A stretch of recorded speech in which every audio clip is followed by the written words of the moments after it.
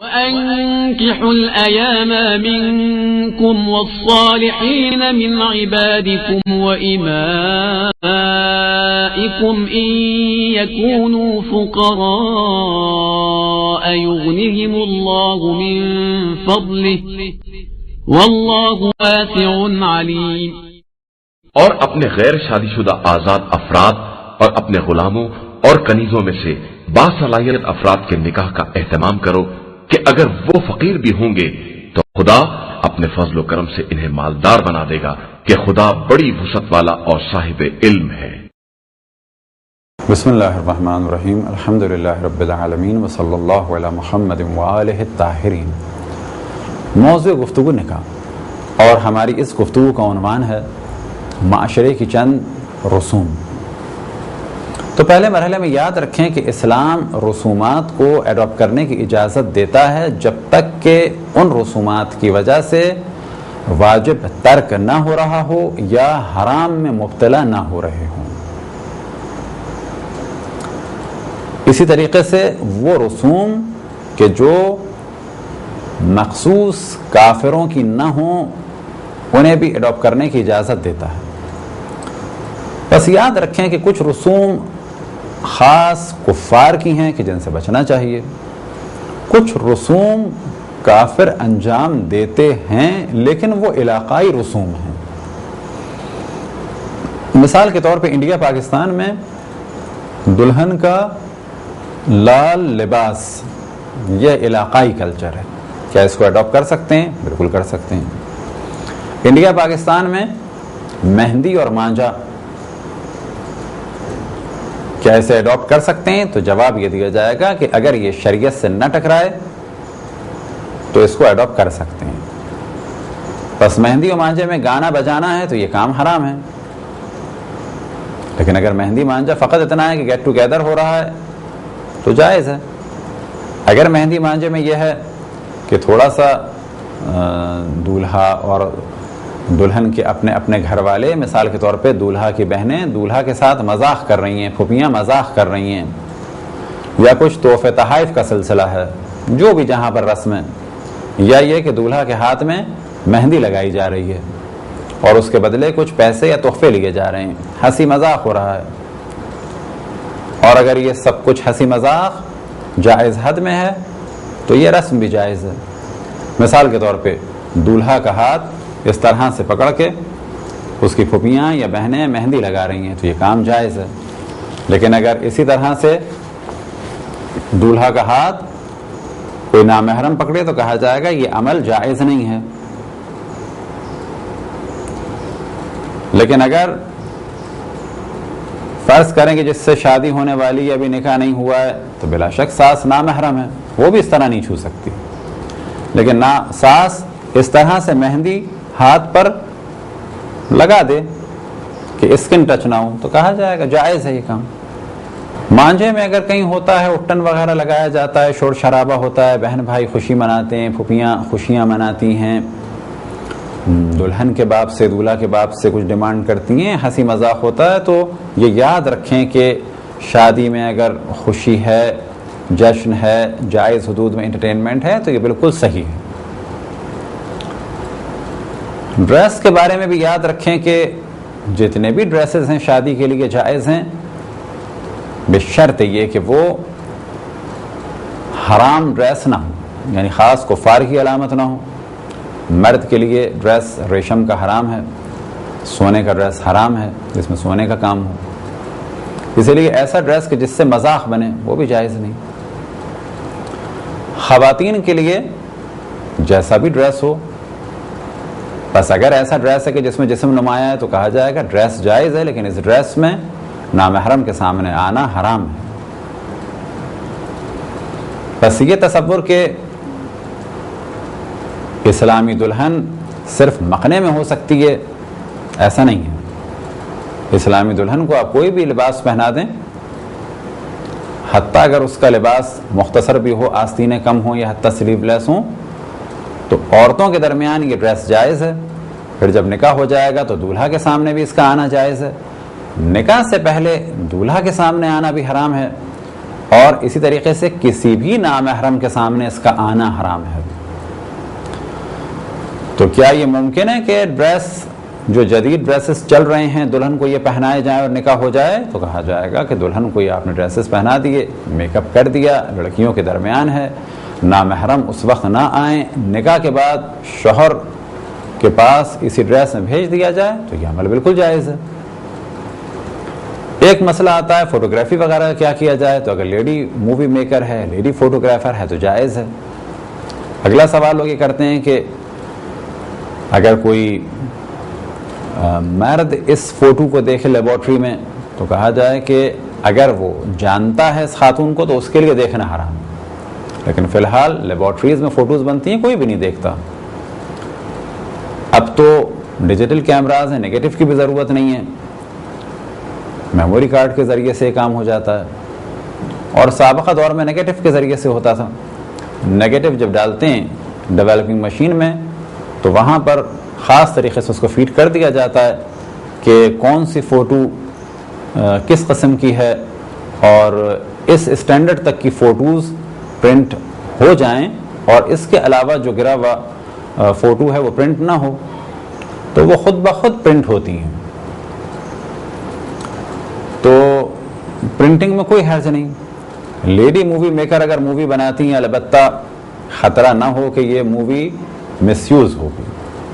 اب لوگ سوال کرتے ہیں کہ جب یہ مووی آ جائے گی تو اس کو لوگ دیکھیں گے، تو اس کا طریقہ یہی ہے کہ جب مووی بن گئی تو اس کو عام طور پہ اس کے دو حصے بنائے جاتے ہیں۔ ایک وہ حصہ کہ جس میں دلہن ہے وہ فقط محرموں کو دکھائی جاتی ہے، دلہن اپنے پاس رکھتی ہے۔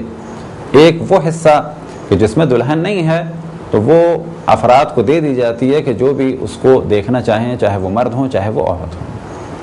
پھر اسی طریقے سے اس مووی کی بلا شک حفاظت بھی ضرورت ہے دیندار فرد کے لیے، پھر اسی طریقے سے اس مووی کی حفاظت بھی ضروری ہے ایک دیندار فرد کے لیے کہ اس کو کوئی مس یوز نہ کرے، لیکن اگر کوئی اس کو بغیر اجازت کے دیکھتا ہے تو اس کے لیے دیکھنا حرام ہے، کیونکہ یہ مووی ایک پردے دار خاتون کی ہے۔ گانے بجانے کے بارے میں سوال ہوتا ہے تو یہ بھی ذہن میں رکھیں کہ گانا بجانا گانا حرام ہے، لیکن خاص اگر کچھ نغمے ہیں شادی سے ریلیٹڈ اور وہ لڑکیاں گاتی ہیں اور وہ گانوں کی طرز کے نہ ہوں اور نامحرم نہ سنیں، جس طرح سے رخصتی کے چند نغمے ہوتے ہیں تو ان میں حرج نہیں ہے، بشرط یہ کہ گانوں کی طرز پہ نہ ہوں، اس میں بے پردگی یا عریانیت نہ ہو، نامحرم دیکھ نہ رہے ہوں اور نامحرم نہ سن رہے ہوں۔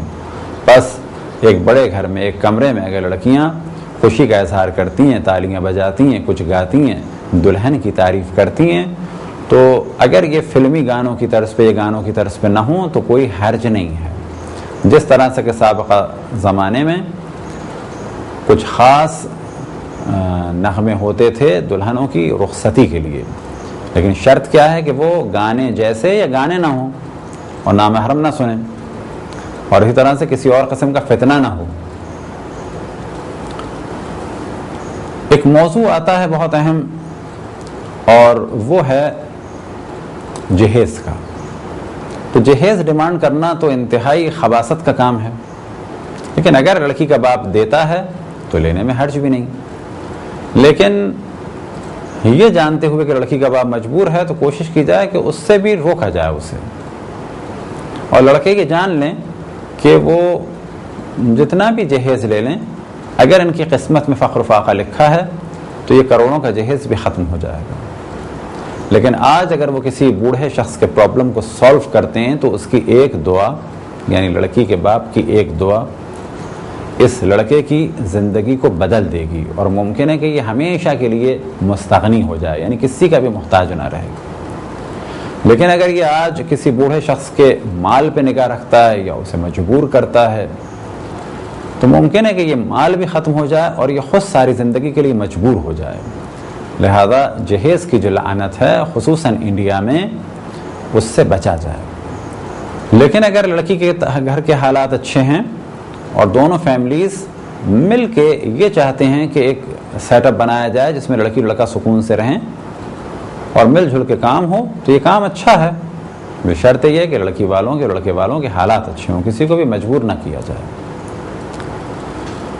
زیورات اور ڈریسز کے بارے میں بھی جو مختصر سی گفتگو کریں کہ آج کل تو لوگ ماڈرن ہو رہے ہیں، لیکن تعجب یہ ہوتا ہے کہ وہ جویلریز شادی میں بنائی جا رہی ہیں جنہیں لڑکی پہنتی بھی نہیں ہے بعد میں، یا یہ کہ پاکستان میں تو خصوصاً خوف سے بینک میں رکھ دیا جاتا ہے، اور بعض جگہ تو نوبت یہ آئی ہے کہ سونے کے زیورات شادی میں بنے ہیں لیکن شادی والے دن آرٹیفیشل پہنا رہے ہیں کیونکہ ڈاکے کا خطرہ ہے۔ تو ہم نہیں کہتے کہ سونے کے زیورات نہ دیں، لیکن اصل موضوع جسے ہم عام طور پر ڈسکس کرتے ہیں شادی کی تقریب میں وہ یہ کہ ان چیزوں کے لیے لڑکے اور لڑکی کی زندگی کو ضائع نہ کریں، ان سالوں کو ضائع نہ کریں۔ ایک ڈاکٹر پڑھ لکھ کے فارغ ہو گیا، اب اگر وہ 50,000 ماہانہ بھی کماتا ہو تو 10 تولے کے لیے یا 100 گرام کے لیے اسے 10 مہینے پیسہ جمع کرنا ہوگا، جو اس کے لیے ممکن نہیں ہے۔ تو اب اگر لڑکی سے پوچھا جائے تو کہے گی کہ نہیں مجھے تو زیور کی ضرورت نہیں ہے، لڑکے سے پوچھا جائے تو وہ بھی کہے گا میرے لیے بھی کوئی خاص اہمیت نہیں ہے ان چیزوں کی۔ لیکن عام طور پہ بزرگ ان مسائل کو نہیں سمجھتے۔ تو اگر لڑکی لڑکے سے کہا جائے کہ فی الحال ہم شادی کر رہے ہیں یہ بہتر ہے، یا 5 سال بعد شادی کریں گے جب اتنے ڈریسز بن جائیں گے اور اتنے زیور بن جائیں گے، تو لڑکی لڑکا تو شاید یہ کہیں کہ ابھی شادی کر دیں، اور حقیقتاً یہی بہتر ہے کہ ابھی کر دی جائے۔ تو جتنی جلدی ہو اتنا بہتر ہے۔ اور جلدی سے کیا مراد؟ البتہ جلدی سے مراد یہی ہے کہ جب لڑکا لڑکی کی ذمہ داری کو اٹھا سکتا ہو، یا یہ کہ لڑکے کا باپ اگر یہ کہتا ہے کہ میں ذمہ داری اٹھا لوں گا تو یہ بھی بالکل جائز ہے اور مناسب کام ہے۔ اب اگر یہاں پر کوئی ایسا باپ ہے جو یہ جانتا ہے کہ لڑکا گناہ میں پڑ رہا ہے اور یہ اپنے بچے کی شادی کر سکتا ہے اور خرچہ اٹھا سکتا ہے، تو یہ بھی گناہ میں شریک ہے۔ اسے چاہیے کہ اپنے بچے کو گناہ سے نکالے اور حلال طریقے سے اس کی خواہشات کو پورا کرنے کا موقع دے۔ یہ مال خدا حلال کام میں خرچ ہو، اس سے بہتر کوئی بھی خرچ نہیں ہے۔ 100 جوڑے ہوں یا 150 جوڑے ہوں، اس کلچر کو بھی کنٹرول کرنا چاہیے، کیونکہ اگر کوئی 100 جوڑے دیتا ہے تو اس کا مطلب ہے اچھے خاصے ایک نارمل خاندان میں اچھے خاصے اس میں آؤٹ آف فیشن ہو جائیں گے۔ اسی طریقے سے لڑکیوں کو یہ بات بالکل کھل کے کرنی چاہیے، اور لڑکے والوں کو بھی یہ سمجھنا چاہیے کہ یہ جو بعض دفعہ لوگ بڑے خوشی کا اظہار کرتے ہیں کہ ہماری بہو 100 جوڑے لائی ہے، تو وہ اپنے لیے لائی ہے، دولہا کے لیے نہیں لائی ہے۔ یہ خوش ہونے کی بات نہیں ہے یہ، بلکہ یہاں پر دیکھنا چاہیے 100 جوڑے لڑکی پہن سکے گی یا آؤٹ آف فیشن ہو جائیں گے۔ اسی طریقے سے لڑکی پتہ چلا کاٹن کے علاوہ کچھ نہیں پہنتی اور ڈل کلر اور لائٹ کلرز پہنتی ہے، تو پھر کیوں اسے اورنج اور ڈارک پرپل اور شاکنگ پنک اور ریڈ اور اس قسم میں کلر دیے گئے ہیں؟ پتہ چلا کہ یہ ضروری ہو گیا ہے۔ تو دیکھنا یہ چاہیے کس چیز کی ضرورت ہے، لڑکے والے لڑکی والے ان ضروریات کو پورا کریں اور کوشش کریں غیر ضروری چیزوں کے لیے شادی کو لیٹ نہ کریں۔ جویلری کا دیا جانا بھی لڑکی کی جانب سے، یعنی لڑکی کے گھر والوں کی جانب سے جائز ہے، لڑکے کے گھر والوں کی جانب سے بھی جائز ہے، لیکن اس کے لیے اگر شادیاں لیٹ ہو رہی ہوں، لڑکی اور لڑکے کا گناہ میں پڑنے کا امکان ہو، تو پھر یہ شادی کا لیٹ ہونا مناسب نہیں ہے بالکل بھی۔ بس کوشش کی جائے کہ جتنی آسانی سے شادی ہو جائے۔ اگر کسی کے پاس بہت پیسہ ہے اور وہ جاتا ہے آسٹریا یا بیلجیم اور وہاں سے ڈائمنڈ کا سیٹ لاتا ہے 1 کروڑ 1.5 کروڑ کا 10 کروڑ کا، صحیح ہے، اس کے پاس مال ہے۔ ہم گفتگو کر رہے ہیں ایک عام طبقے کی کہ جو شادیاں لیٹ کر دیتے ہیں فقط چند گرام سونے کے لیے۔ کچھ خواتین کے جو ہمارے لیکچر سن رہی ہیں، خود ہمارا بھی ارادہ تھا لیکن مصروفیات کی وجہ سے بعض کام ہم نہیں کر پاتے، لیکن آپ خواتین کو تشویق کریں گے کہ آپ کریں، اور وہ کام یہ کہ شادی کے لیے سستے، سادے اور ڈیسنٹ اور خوبصورت ڈریسز بنائیں، باقاعدہ ان کی نمائش کریں۔ یہ نمائش کرنا خود ایک ثواب کا کام ہے، کیونکہ بہت ساری فیملیز مشکلات سے نکل آئیں گے۔